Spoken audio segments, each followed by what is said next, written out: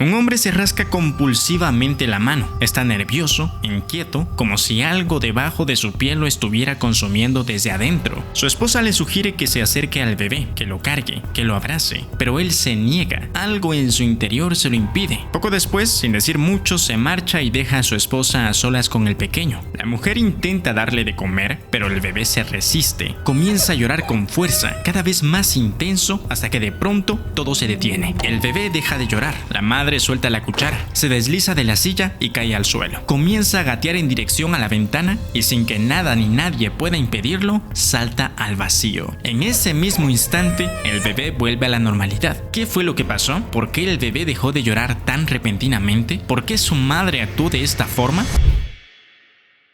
Tiempo después, un hombre llamado Sergio llega a un pequeño pueblo conocido como el Valle de las Sonrisas. Sergio es un ex campeón de judo que ha venido a trabajar como profesor de educación física. La directora Elisabetta lo recibe con una felicidad que roza lo excesivo. Sin embargo, Sergio no comparte ese ánimo. Se muestra callado, distante, incluso irritable. Lo único que desea es estar a solas. Pero pronto descubrirá que esa excesiva felicidad que inunda al pueblo no es mera casualidad. Al llegar a su residencia temporal, se percata de que un hombre lo observa oculto entre la maleza y los árboles. Se trata de su vecino. Franco, el conserje de la escuela, le sugiere simplemente ignorarlo. Sergio lo olvida, al menos de momento, porque tiene sus propios problemas. Toma antidepresivos, bebe alcohol en exceso y su única compañía es un loro llamado Oslo. Pero eso no es lo peor. Lo peor es que constantemente escucha un sonido que lo atormenta, una cuerda tensándose, una respiración entrecortada, alguien esforzándose por respirar. Estos sonidos lo persiguen a todas horas y lo mantienen atrapado en un dolor del que no se puede librar, y pronto cobrará un significado devastador. En su primera clase, Sergio deja muy en claro las reglas. Les indica a los alumnos que correrán 10 minutos y después podrán hacer lo que quieran. La única condición es que no lo molesten. No quiere conversaciones, no quiere preguntas, no quiere nada. Sin embargo, entre los estudiantes encuentra a un chico apartado del resto. Su nombre es Matteo Corvin. Lo primero que llama la atención es su apariencia, ya que tiene una parte del cabello completamente blanco. Matteo dice estar exento de asistir a las clases y curiosamente ni siquiera necesita un certificado médico para justificarlo, algo sumamente extraño que eventualmente tendrá sentido. De momento, la directora Elisabetta únicamente le sugiere a Sergio cambiar su actitud, recordándole que en ese lugar les gustan las sonrisas. Esa noche Sergio se presenta en el bar del pueblo y se encuentra con lo mismo, hombres cantando felices, brindando, celebrando como si la vida fuera una fiesta. La camarera, una mujer llamada Michela, intenta entablar conversación con él, pero Sergio solo quiere tomar su bebida. Los hombres sentados detrás de él brindan en su honor, y cuando Sergio pregunta desconcertado qué les pasa a todos en este pueblo, Michela se limita a responder que simplemente todos son felices. Pero ¿por qué les gusta tanto las sonrisas? ¿Por qué nadie en este lugar parece sufrir? Y sobre todo, ¿por qué esa felicidad se siente tan forzada? Las cosas se vuelven cada vez más extrañas. Un día Sergio observa a un hombre intentando acercarse a Matteo, no para hablarle, no para saludarlo, sino para tocarlo. El hombre se muestra desesperado, ansioso, como si necesitara ese contacto físico con una urgencia casi enfermiza, hasta que Franco se ve obligado a intervenir y alejarlo. ¿Por qué? ¿Qué tiene este chico que sea tan especial? ¿Por qué está exento de clases? ¿Y por qué un adulto estaría tan desesperado por tocarlo? Al finalizar las clases, es su propio padre, Mauro Corvin, quien llega a recogerlo. Lo toma del brazo con firmeza, casi con posesión, y se lo lleva sin mediar palabra. Desafortunadamente, el estado emocional de Sergio no mejora. Continúa bebiendo y una noche se excede por completo. Pierde el control, su comportamiento se vuelve violento y agresivo hasta el punto de que Michela lo amenaza con llamar a la policía. Sergio sale a la calle, pero ha bebido tanto que no da muchos pasos antes de caer desmayado sobre el pavimento. Poco después, Michela lo encuentra y decide ayudarlo. Lo sube a su auto y ahí, en la oscuridad del vehículo, Sergio comienza a llorar, pero algo muy extraño sucede mientras lo hace. A medida que el llanto de Sergio se intensifica, Michela comienza a rascarse compulsivamente el brazo, cada vez con más fuerza, cada vez con más desesperación, hasta que pierde el control y le exige que pare, que deje de llorar, que no puede verlo así. Sergio queda desconcertado, pero Michela decide ayudarlo de la única forma que conoce. Conduce en mitad de la noche hasta detenerse frente a una iglesia. Dentro se encuentran varias personas, algunos de ellos son alumnos de la escuela, y al fondo, sentado frente a un escritorio, está Mauro, el padre de Matteo. Sergio se sienta frente a él y Mauro le hace una sola pregunta: ¿quieres dejar de sufrir? Sergio asiente con la cabeza. Entonces Mauro le indica que abra una pequeña caja que tiene frente a él, tome un mechón de cabello y lo guarde en su mano. Sergio obedece, pero cuando abre la mano, el mechón ha pasado a ser completamente blanco, igual que el mechón de cabello de Mateo. Después Miquela deposita una ofrenda y conduce a Sergio a una pequeña habitación donde un monaguillo le lava las manos. Luego Franco se encarga de secárselas. Finalmente accede a otra habitación en donde observa a Mateo de pie en el centro, inmóvil, en silencio. Dos hombres conducen a Sergio hasta él, mientras el sacerdote Atilio recita unas plegarias y le indica que proceda con el abrazo. Sergio observa desconcertado sin saber qué pensar de todo aquello. Sin embargo lo hace. Se acerca lentamente. Mateo ni siquiera lo mira, simplemente asiente con la cabeza. Sergio lo rodea con sus brazos y en ese momento, cuando los brazos se cierran y hay contacto entre ambos, algo sucede, algo se transfiere. Y es aquí donde por fin entendemos lo que pasó al inicio. Cuando Mateo regresa a su casa, se encuentra con su madre Ana completamente paralizada. Mateo no solo estuvo presente en ese momento, Mateo fue la causa. Pero lo que sucede a la mañana siguiente cambia todo. Sergio despierta renovado. El dolor que durante tanto tiempo lo ha atormentado simplemente se ha ido. Los recuerdos siguen ahí, los pensamientos permanecen, pero el dolor, esa carga emocional insoportable que lo acompañaba a cada instante, ha desaparecido. Miquela explica que de alguna forma, los abrazos de Mateo borran el dolor. No los recuerdos, no los pensamientos, sino la herida emocional que hay detrás. A partir de aquí, la vida de Sergio da un giro total. Arregla su imagen, comienza a sonreír, se ejercita, empieza a vivir. La única condición que le piden es guardar el secreto. Está tan renovado que incluso accede a impartir clases de judo. Pero aquí es donde debemos detenernos un momento, porque mientras todo el pueblo parece feliz, Mateo, el responsable de esa felicidad, está completamente solo. No tiene amigos, está bajo el control absoluto de su padre, lo llevan y lo traen como si fuera un objeto, una herramienta al servicio de los demás. Y lo peor es que siente atracción por uno de sus compañeros llamado Lorenzo, quien no tiene el menor interés por él. Lo más perturbador es que nadie en ese pueblo parece preguntarse cómo se siente Mateo, porque están demasiado ocupados usándolo para sentirse bien ellos mismos. Sin embargo, todo está por cambiar. Mateo convence a Mauro de dejarlo asistir a las clases de judo. Con el inicio de las clases, algo empieza a despertar en él. Aprende a defenderse, gana confianza y por primera vez tiene algo parecido a una conexión genuina con alguien. Sergio comienza a interesarse cada vez más por el chico e incluso confronta a Mauro por no darle un poco de libertad. Además,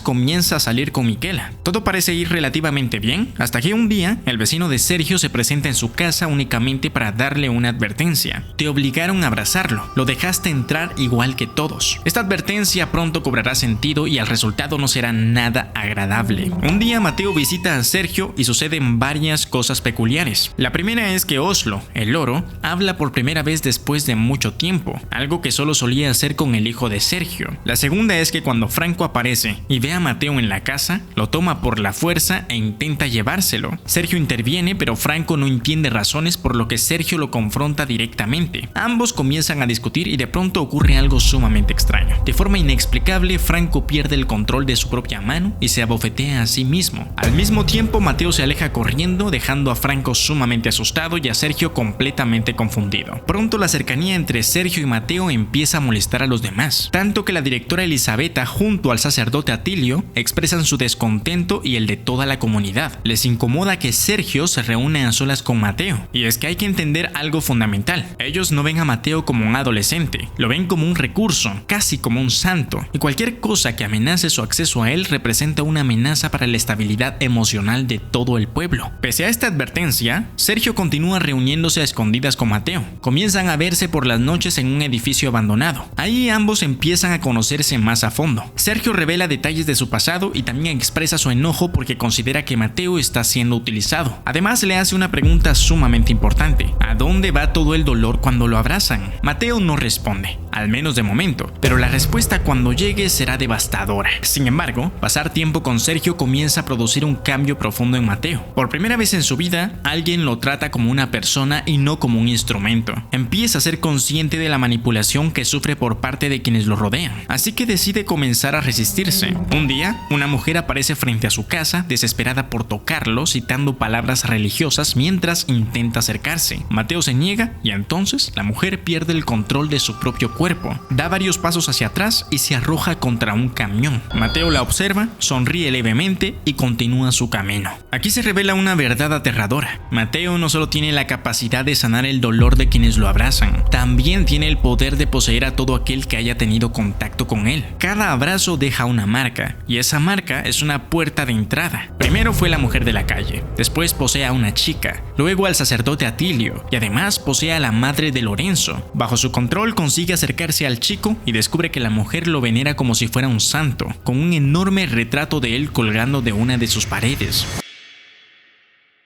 Mientras tanto, la relación entre Sergio y Mateo se vuelve cada vez más cercana. Comparten gustos, intereses, conversaciones genuinas. Sergio incluso le regala un traje de judo. En ese momento Mateo lo abraza, pero este es un abrazo diferente. No es un abrazo de curación, no es por necesidad de aliviar el dolor de nadie. Es un abrazo real, auténtico, nacido del afecto. Lo que siente Mateo en ese momento es algo completamente nuevo para él. Intenta replicar esa sensación poseyendo el cuerpo de su madre Ana para abrazarse a sí mismo, pero no lo consigue.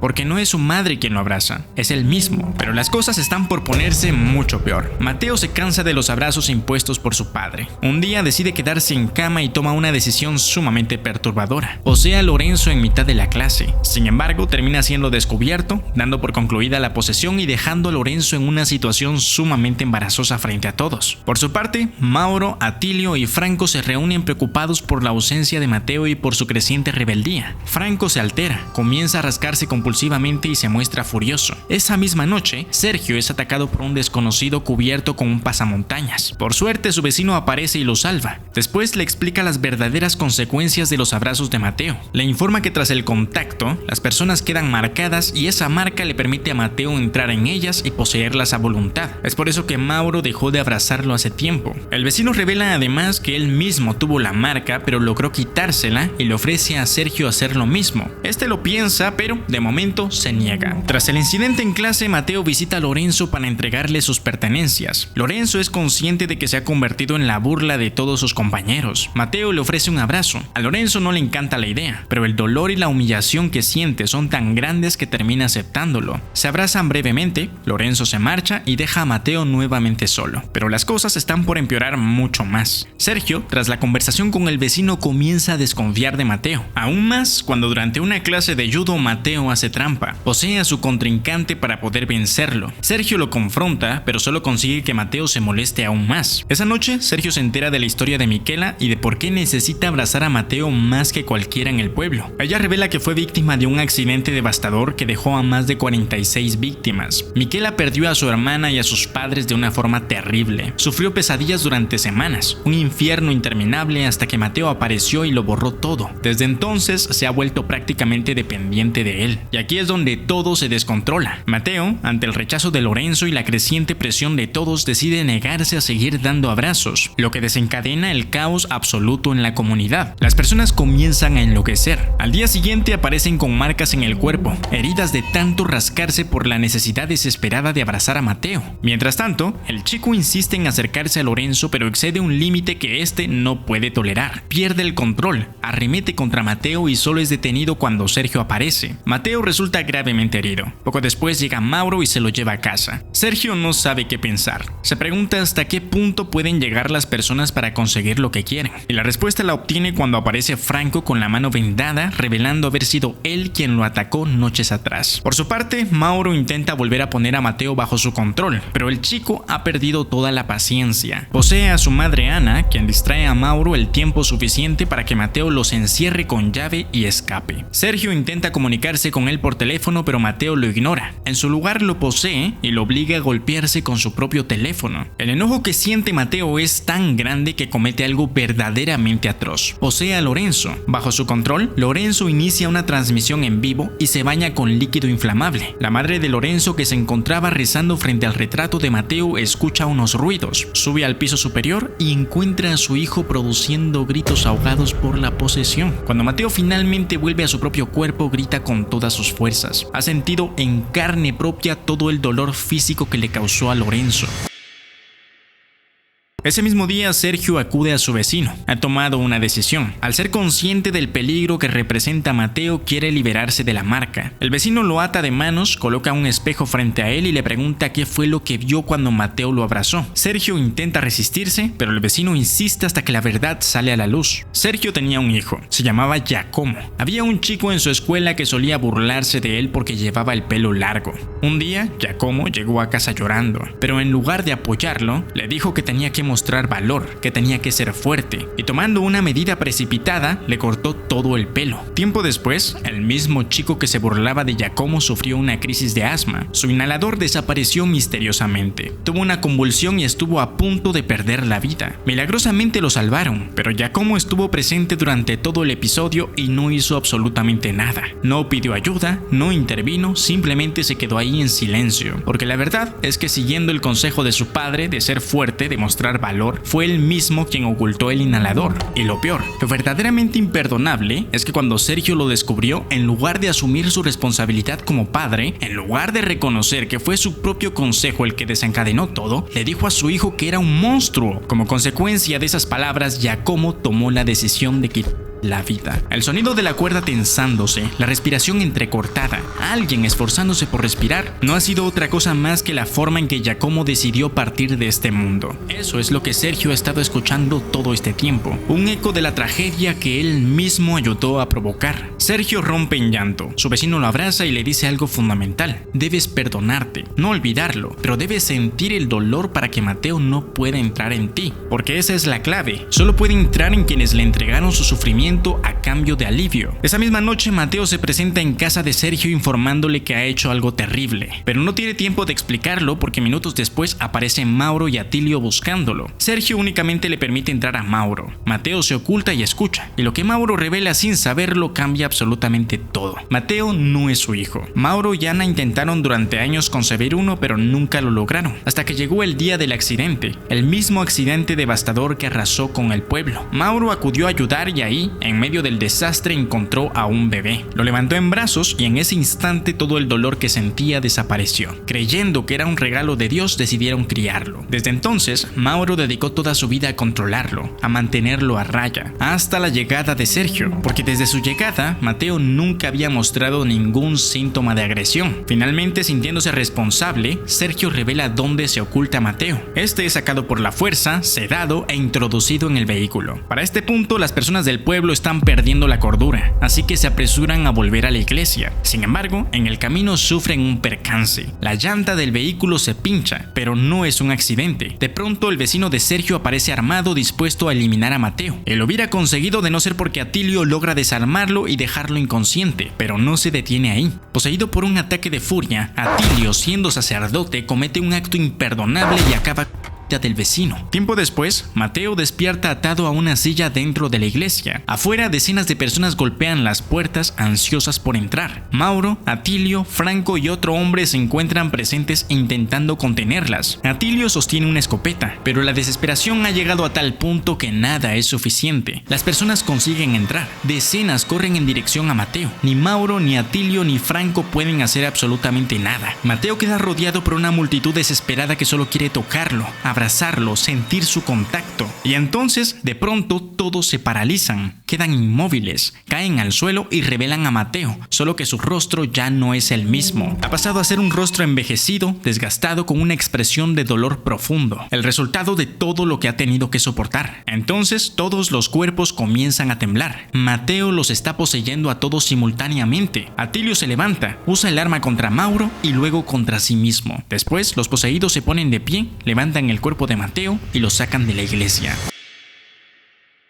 Mientras tanto, Sergio se prepara para marcharse. Quiere dejarlo todo atrás. Pero Miquela aparece en su casa, aunque ya no es ella. Libera a Oslo contra la voluntad de Sergio y revela estar bajo el control de Mateo. A través de ella, Mateo le pide a Sergio que se quede, pero Sergio se sube a su auto y se marcha. Sin embargo, mientras conduce por el pueblo, se percata de que las calles están repletas de personas poseídas. Al llegar a casa de Mateo, encuentra a Mauro herido pero aún con vida. Ambos deciden que tienen que hacer algo. Suben al auto y conducen hasta el edificio abandonado donde solían reunirse Sergio Sergio y Mateo. Ahí encuentran a varias personas rodeando el cuerpo de Mateo, y en ese momento, a través de todos los presentes, Mateo responde a la pregunta que Sergio le hizo tiempo atrás. ¿A dónde va todo el dolor? Mateo revela que todo se quedaba adentro. Cada abrazo, cada ceremonia, cada persona que pasaba por sus brazos le dejaba su carga. Todo el dolor, todas las penas, todo el sufrimiento que llevaban consigo las personas se quedaba con él. Simplemente lo acumulaba dentro de sí mismo, destruyéndose lentamente mientras todos los demás sonreían. Mauro le pide que los deje ir. Sergio le pide que vuelva con él, pero Mateo revela que ya no puede hacerlo. Lo intentó y no pudo. El dolor acumulado es demasiado, ya no hay vuelta atrás. Al final, Mauro solo encuentra una salida. Coloca sus manos alrededor del cuello de Mateo y presiona. En ese momento, todas las personas comienzan a sufrir. A Mateo le cuesta respirar. Sergio no puede soportar escucharlo. No puede permitir que esto suceda como le sucedió a su hijo. Ataca a Mauro por la espalda y este cae. Entonces, Mateo, junto a todos los poseídos, se acercan lentamente hacia Sergio y lo abrazan.